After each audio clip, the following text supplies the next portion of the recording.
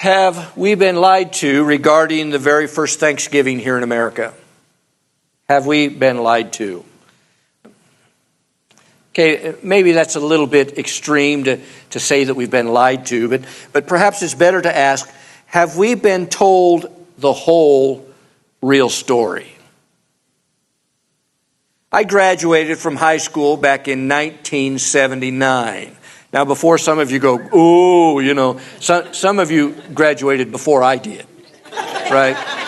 Okay, so this means I went to the public high schools from mid-1960s until I graduated in 1979. A time of very significant social and religious upheaval in our nation. Many seeds of secularism and socialism were sown during those years that have rooted and grown to become the political weeds that now threaten the very existence of our democratic republic. Now, several years before I started grade school, I started kindergarten in 1966. Several years before that, in 1962, they outlawed prayer in the public schools. That is, teacher-led prayer. Then in 1963, 1 year later, they outlawed using the Bible as a religious text.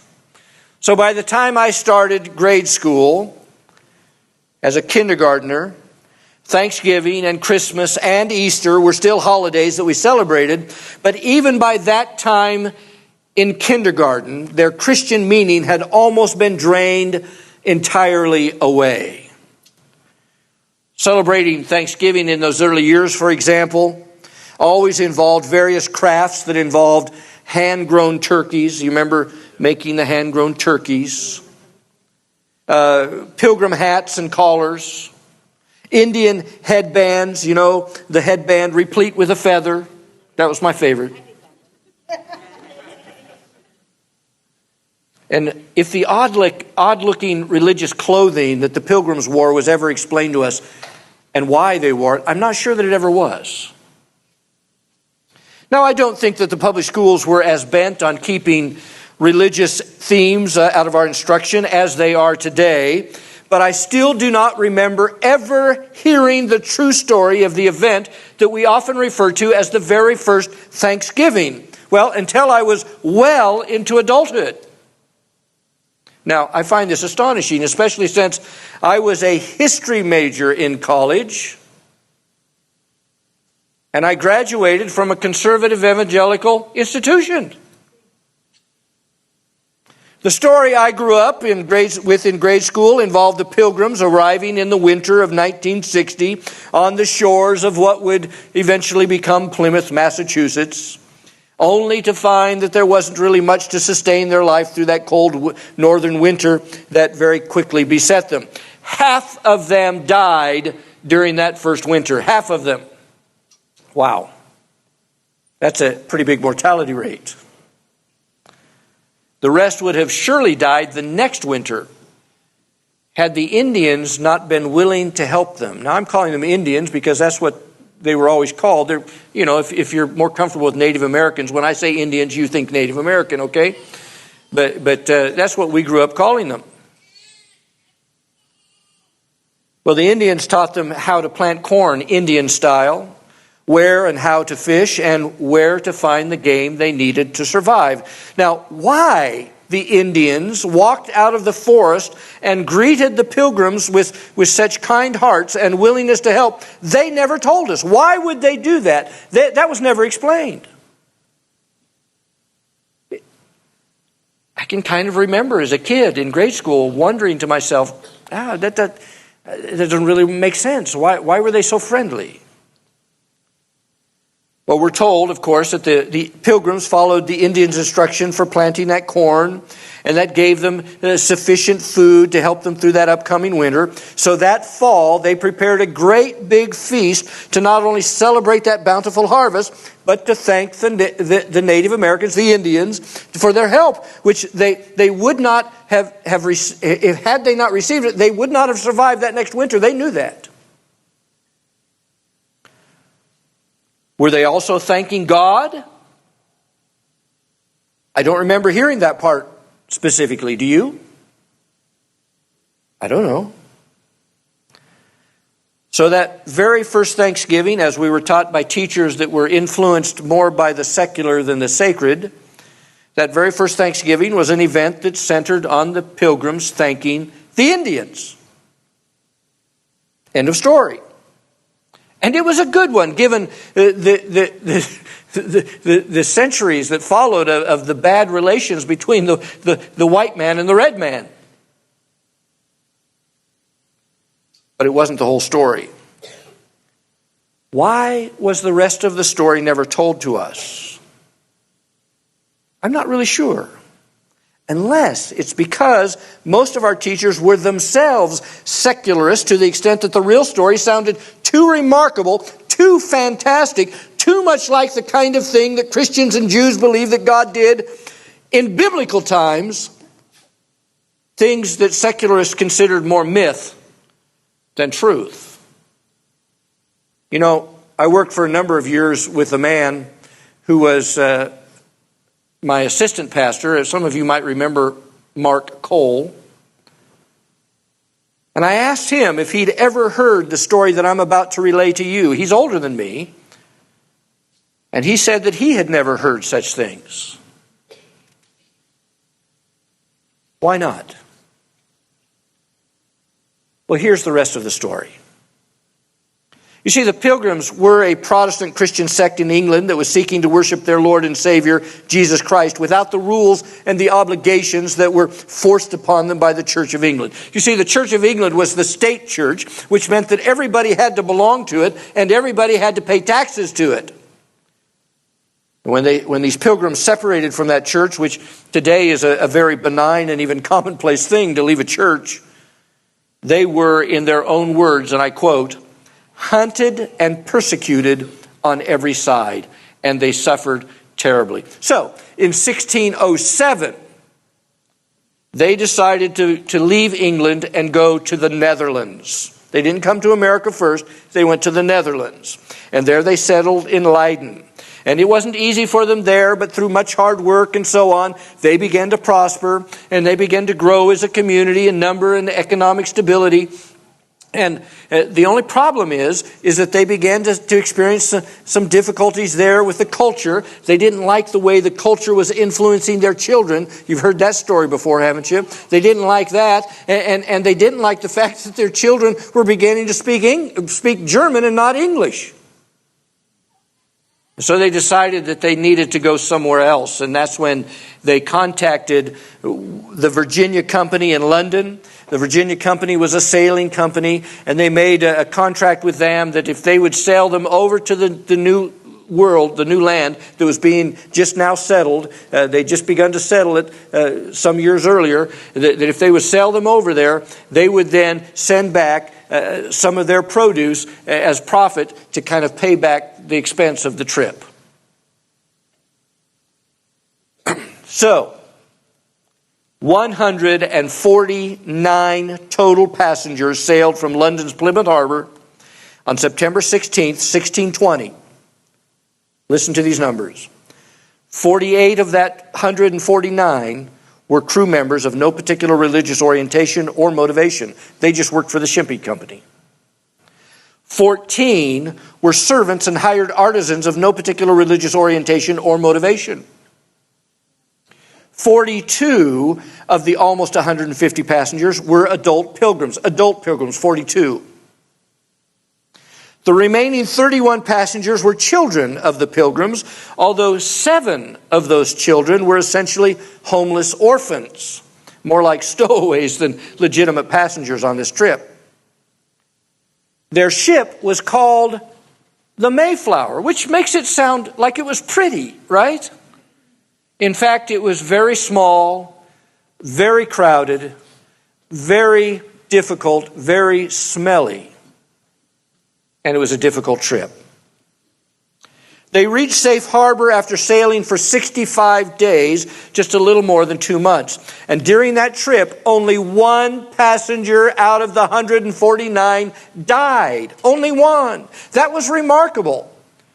Almost unheard of. But during the trip, 2 babies were born. So they actually arrived with 150 when they left with 149. Well, these ocean voyages were fraught with peril on every side, so it was rather remarkable that they had only lost that one passenger. One might even say that it was providential that God had watched over them and given them such safe travel. So what do you suppose they did when they arrived? Well, listen to the words of Governor William Bradford as they come from his writings, titled History of Plymouth Plantation. Now, Governor Bradford kept copious notes and diaries. He wrote, it seems like he must have written all the time.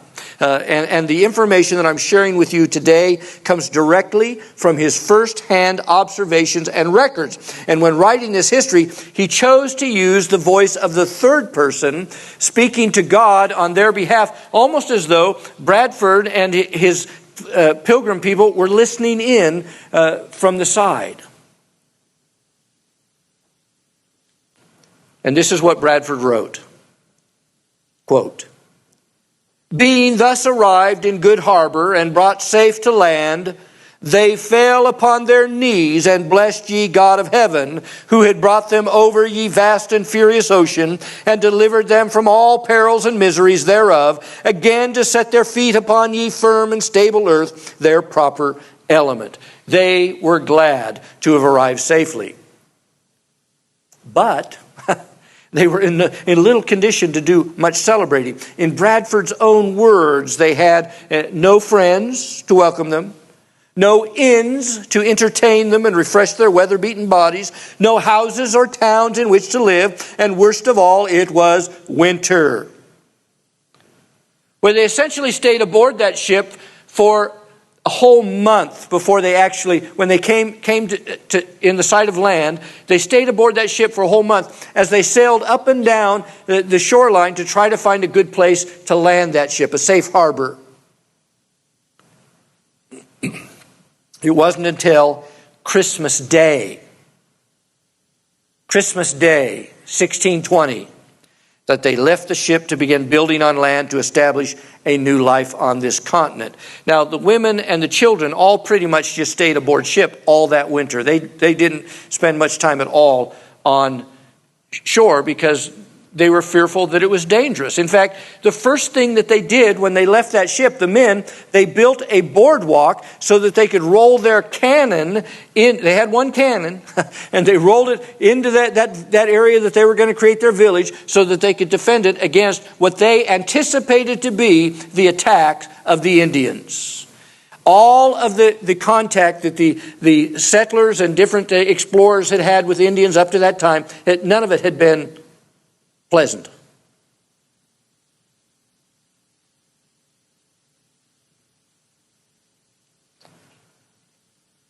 What's interesting is that before actually disembarking the ship for the last time,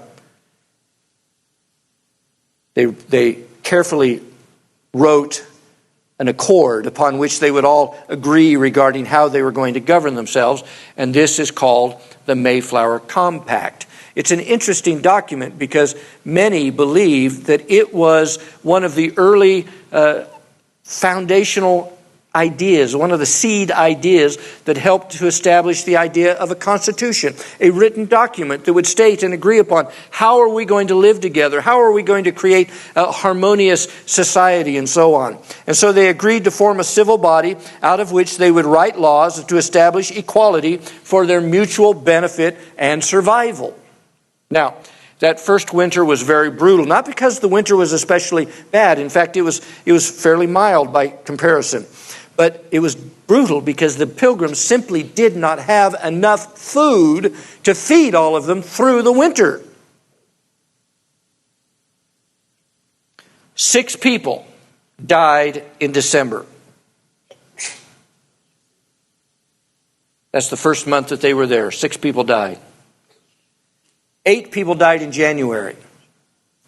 February saw 17 fatalities. 13 more died in March.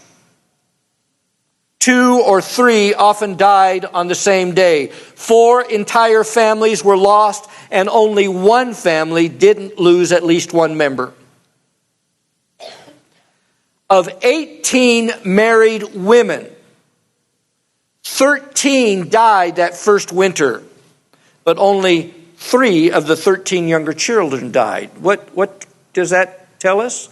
That tells us that those mothers were probably giving their food to their children.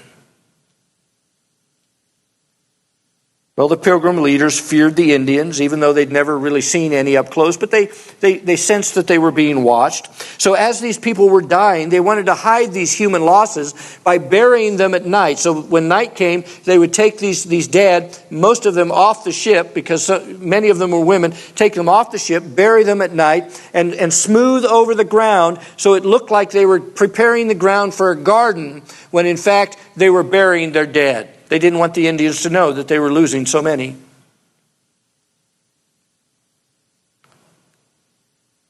Had the winter been more severe, they would have likely all perished.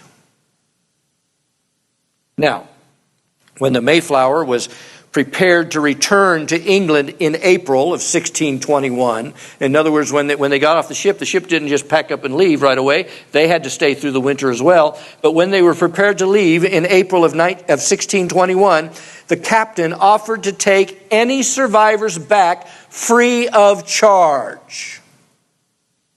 Now, would you have gone back?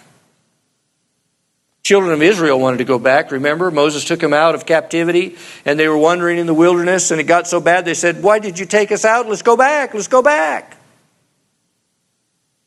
So he offered to take them back free of charge, and he expected them to jump at the opportunity. And it is a testament to the faith and determination of these survivors that no one took him up on that offer. Not a single pilgrim volunteered to go back. Why wouldn't they all be ready to just throw in the towel and call it quits? Did you ever hear this part of the story? Well, one can't help but wonder if the completely unexpected positive contact with the Indians a month earlier, he'd offered this in April, well, in March 16th. The Indians made positive contact with them, and it gave them hope that God was watching over them and that things were going to get better. What happened?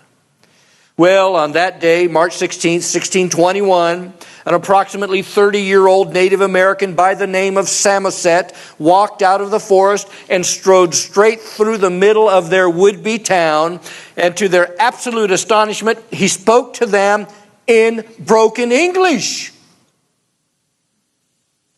He'd learned it from a group of English fishermen with whom he'd had earlier contact.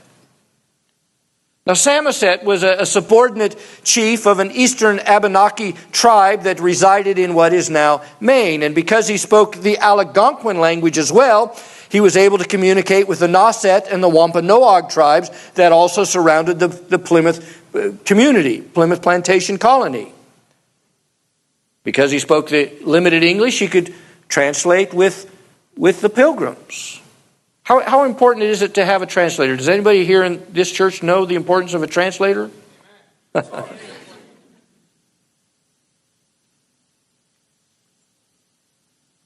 Well, he stayed the night with the pilgrims, left the next morning. He later returned with some more Indians, and then 5 days later he returned with an Indian by the name of Squanto. And much to the pilgrims' delight and surprise, Squanto spoke very good English. How? How did that happen? How could a Native American walk from the woods with peaceful intent and speak the English language so fluently? The Pilgrims had always assumed that the American Indians were an enemy against which they had to stand ever vigilant to protect their fragile community. Prior encounters with a white man from Europe were encounters marked with conflict and death. Again, remember, one of the first things the Pilgrims did was build a boardwalk so that they could roll their cannon out there.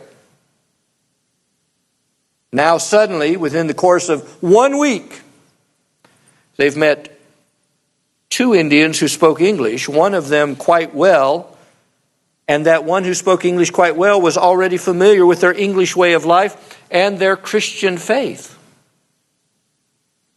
How did that happen?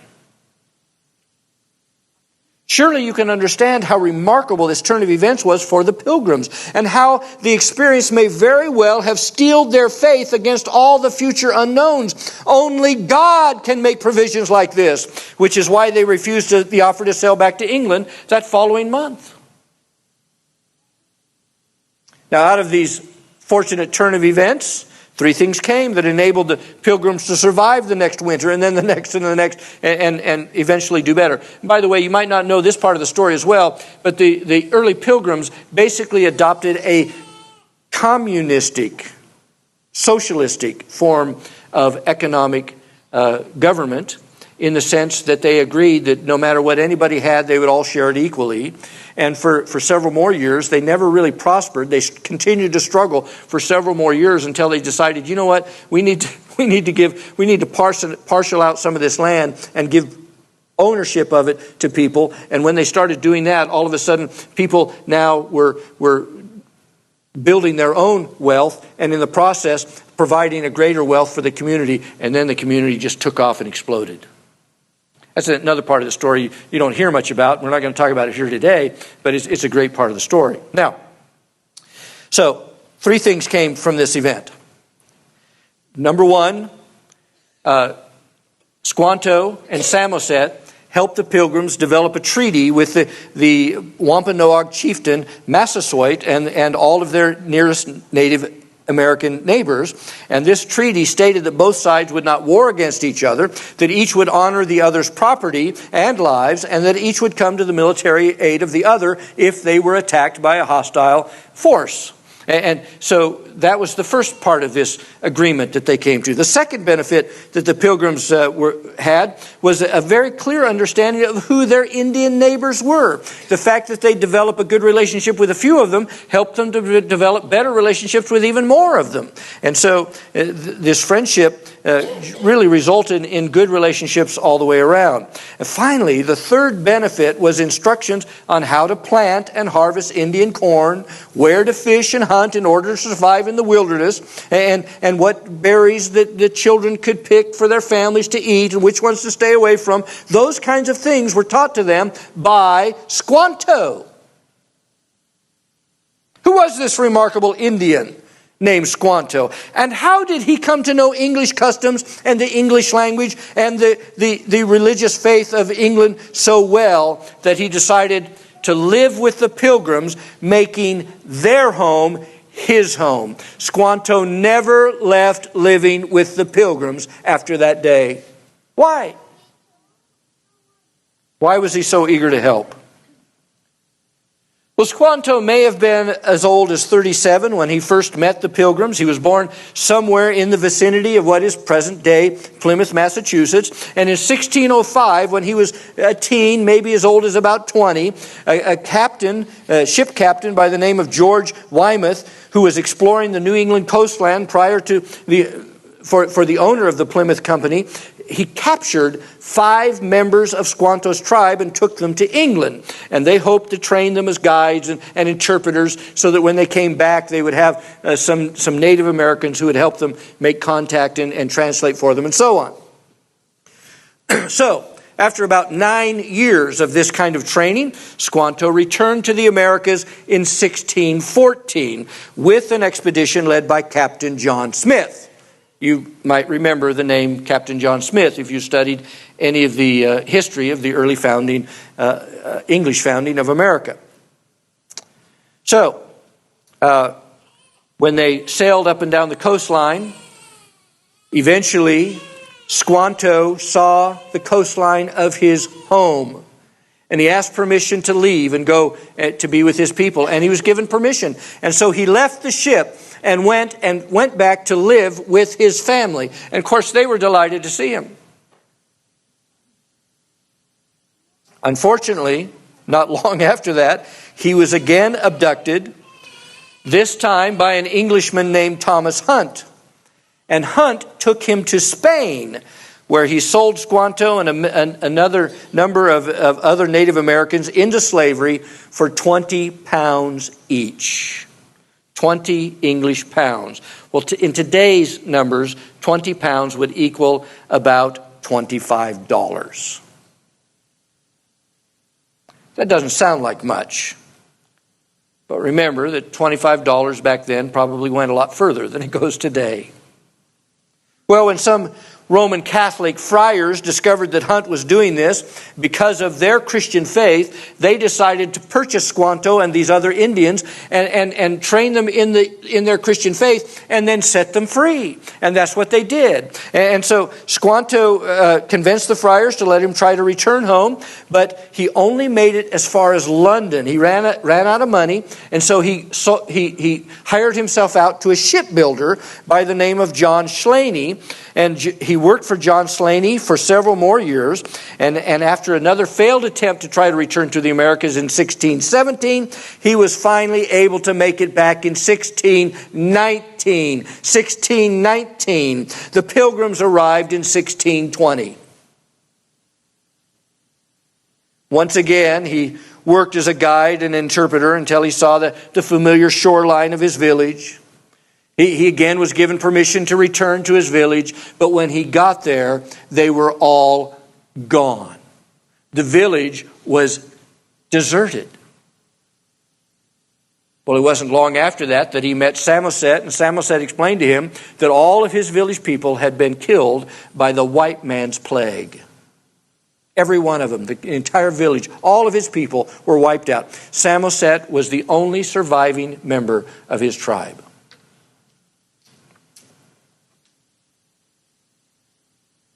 Six months later, on a cold December morning, Squanto, watching the horizon, saw those white sails that he knew so well. He'd worked as a shipbuilder. He knew those white sails. He knew what they meant. He'd sailed both back and forth several times. He knew what those sails meant, and he saw them coming that direction.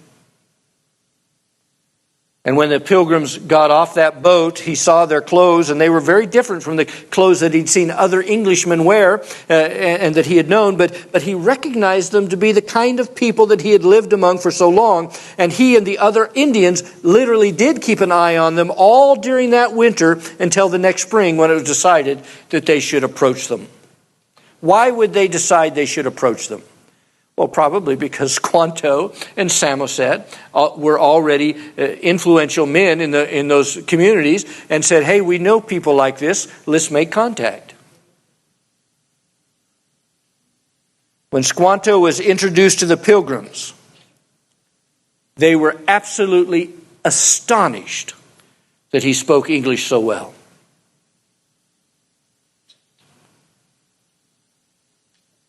And when Samoset prepared to leave the Pilgrims, he was amazed that Squanto said that he wanted to stay. Why would he want to stay with the Pilgrims? It's a good question. Well, of course, that spring, Squanto had proved his worth many times over. He told them how to fish and how to trap fish. He taught them where to stalk game, how to stalk the game. And the children learned what berries they could pick for their families. And 20 acres of Indian corn grew after Squanto taught them how to plant the corn, the Indian corn, with a fish as fertilizer. And they had a nice crop that grew up. And so that fall, the Pilgrims decided to celebrate God's merciful help. And they were keeping the great English tradition called the Harvest Home Festival. So the English already had a festival to celebrate harvest. They were kind of keeping that. And they invited Squanto and Samoset and Massasoit and all of these Indian friends that they had to come and celebrate with them. And 90 Indians came and celebrated for about a week with the Pilgrims in what we now today sometimes refer to as the first Thanksgiving.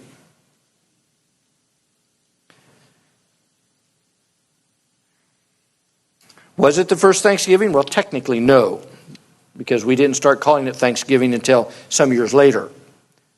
But it's very important to understand that the very spirit of giving thanks to God for His providential provision and the help that was given to those pilgrims, and that help that God has given us as a nation down through the centuries to become a prosperous and strong nation. That is the reason why it was decided that we should have a national holiday called Thanksgiving. Now, holiday means holy day.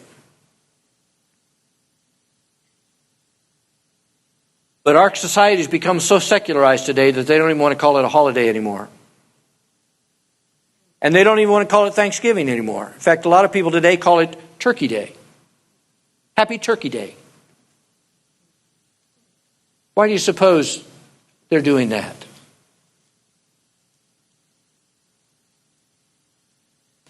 Think about how remarkable it was that God provided for them.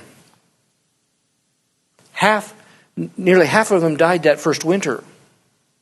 And then to have 2 Native Americans knowing how to speak their language and having a heart to help was providential, to say the very least. I mean, God prepared a young Native American by the name of Squanto, whose name in his native tongue meant the wrath of God. He prepared the wrath of God to become the blessing of God to their very survival and success. I didn't know this when I brought this message this morning, but Sandra told me that there's a book that Eric Metaxas has written about this same story and the same event that I'm telling you, and he gave a little bit more detail because the pilgrims called Squanto their Joseph.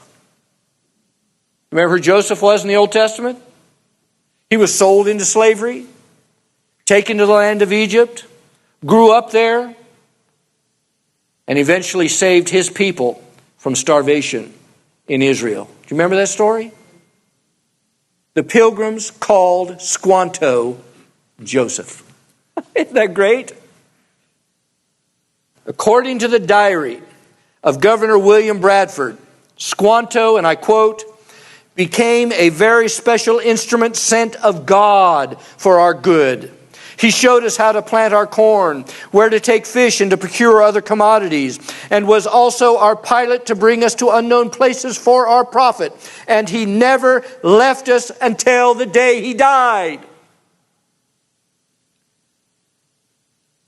When Squanto lay dying of fever, Governor Bradford wrote that their Indian friend, and again I quote, desired the governor to pray for him that he might go to the Englishman's God in heaven. Squanto bequeathed his possessions to his English friends as remembrances of his love, quote unquote. There are a lot of people I'm looking forward to seeing in heaven. Squanto's one of them. That'll be fun. Some might say that this was all just good luck. I mean, but the chances of all of this good luck happening as it did is it's improbable. God kept the pilgrims through this unlikely means because God had a manifest destiny for our nation. Now that's something that Americans believed for all of its existence up until about 60 years ago, that America was founded as a nation with a manifest destiny, a destiny given to it by God to fulfill a purpose in our world, the purpose of prosperity and security and blessing to the world. And America, for all of its failures and foibles and oh, mercy, we could go on for decades talking about those, couldn't we? But for all of that, think of the world, the good that America has done in our world. It's done some good.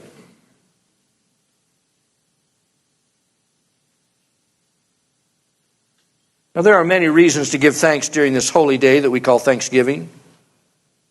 Among the holidays observed by our nation, including both Christmas and Easter, it is my opinion that Thanksgiving remains the most uniquely religious in its celebration.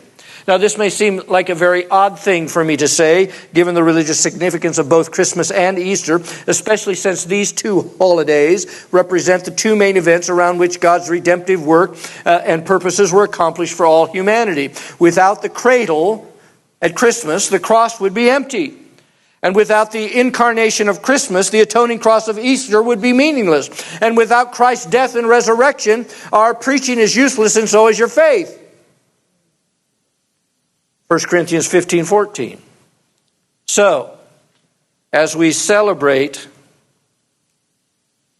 As Christians, these two holy days, or at least the day, the events they represent, these two holy days of Christmas and Easter are clearly more important and significant than Thanksgiving is.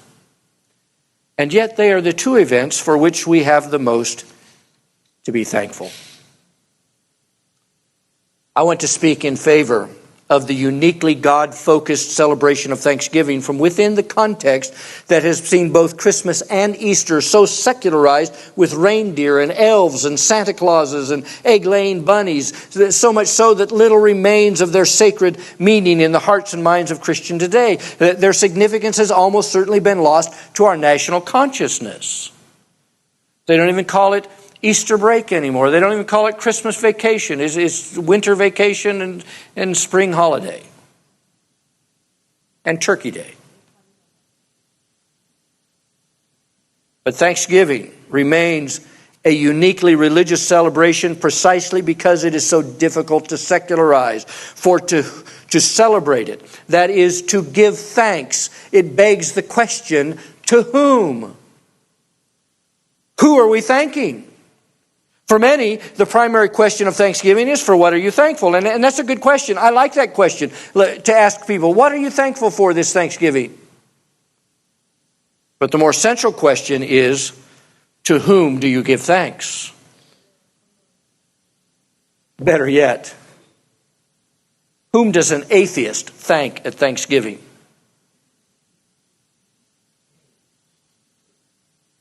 Does he thank his parents for bringing him into the world? That's a good thing to be thankful for.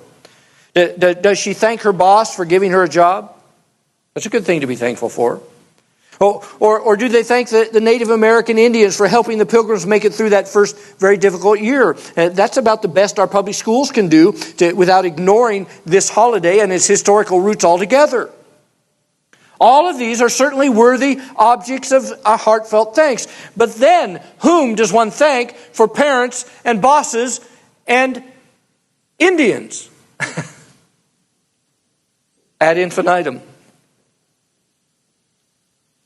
When Governor Bradford of Plymouth Plantation proclaimed the celebration of Thanksgiving on the North American continent after the harvest of 1621, God was clearly the primary object of their thanksgiving, even though they did express great appreciation to the Native Americans, Samoset and Squanto, for their help in preparing them to get through that upcoming winter by teaching them how to plant corn.